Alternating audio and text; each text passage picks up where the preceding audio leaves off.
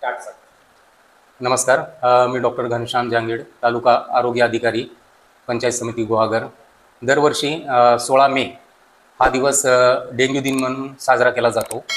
Dengue हा डासापासून पसरणारा एक विषाणूजन्य आजार आहे. हा आजार एडिस इजिप्ती या प्रकाराच्या डासामुळे होतो. या डासाचा उपद्रव विशेषतः पावसाळ्यात आणि नंतरच्या काळात अधिक वाढतो. डेंग्यू आजाराच्या रुग्णसंख्येत दरवर्षी वाढ होत असल्यामुळे हा आजार आरोग्य समस्येचे एक मोठे कारण ठरत आहे. 2025 या वर्षासाठी जागतिक आरोग्य संघटनेने एक घोषवाक्य प्रसिद्ध केले आहे. Check, clean, cover, steps to defeat dengue. म्हणजे तपासा, स्वच्छ करा आणि झाकून ठेवा. डेंग्यू कसा होतो? जेव्हा एडिस डास एखाद्या संक्रमित व्यक्तीला चावतो आणि त्यानंतर दुसऱ्या व्यक्तीला चावतो, तेव्हा त्या दुसऱ्या व्यक्तीच्या शरीरात डेंग्यू विषाणू प्रवेश करतो आणि आजाराची सुरुवात होते.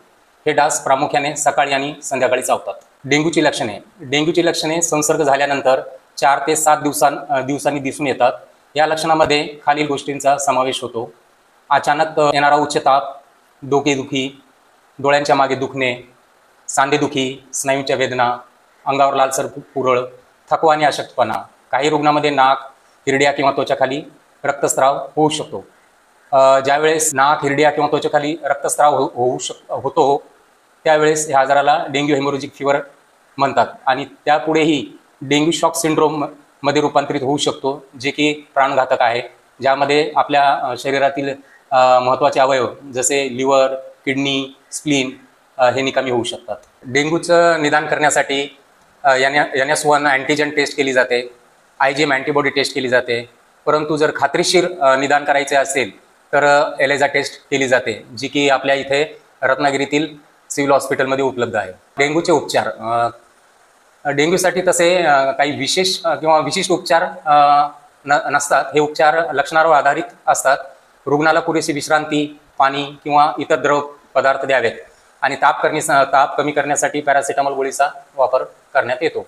आयबुप्रोफेन किंवा ॲस्पिरिन टाळावी, कारण यामुळे रक्तस्राव वाढू शकतो. आजारापेक्षा प्रतिबंध करणे सर्वात चांगले आणि याच्यासाठी आपण खालील प्रकारे प्रतिबंध उपाययोजना करू शकतो. घरातील आणि आजूबाजूच्या ठिकाणी पाणी साचू देऊ नये, पाण्याच्या साठ्यावर झाकण ठेवावे, डासनाशक फवारणी करावी, पूर्ण बाह्यांचे कपडे घालावेत. सर्वांनी जर आठवड्यातून एक कोरडा दिवस पाळला तर निश्चितच याचा फायदा होतो. त्या दिवशी घरातील सर्व भांडीकुंडी रिकामी करून घासून पुसून उपडी करून ठेवावी.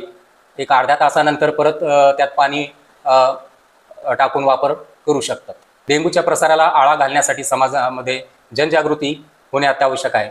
लोकांनी लक्षणे ओळखणे, वेळेवर डॉक्टरांचा सल्ला घेणे आणि स्वच्छता ठेवणे हे महत्त्वाचे आहे. डेंग्यू हा गंभीर आजार आहे, परंतु योग्य वेळी उपचार आणि प्रतिबंधात्मक उपायामुळे तो टाळता येतो.